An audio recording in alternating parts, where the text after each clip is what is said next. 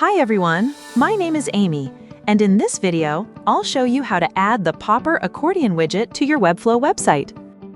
Accordion widgets can help you organize content neatly, improve readability, and make it easier for visitors to find answers quickly. They're especially useful when you want to present a lot of information in a compact space without overwhelming the page, so users can expand only the sections they care about. So let's get started. First, go to your Popper dashboard and click on Widgets from the left sidebar. Then click Create New Widget. Now, search for Accordion in the search bar and open the widget. After that, you'll see an option to choose a layout. Select the layout you want and the editor will open.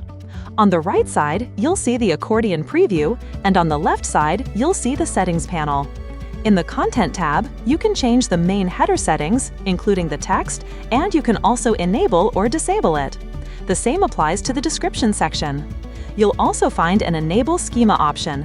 Schema helps search engines better understand your content, which can improve how the Accordion content is interpreted and displayed in search results. In Manage Categories, you can add multiple categories. Then, in the Questions section, you can click Add New to add questions, including the title, category, whether it should be open by default, and the answer. In the Templates tab, you can switch between different templates. Next, go to the Settings tab. Here, you can change the theme preset and adjust the colors. If you want different colors, you can add them from the Color panel. In Typography, you can edit the title size and description size. Under Grid Layout, you can choose between column or row layout. In Appearance, you can turn Dark Mode on if needed. Once you've finished customizing everything, click Publish Widget.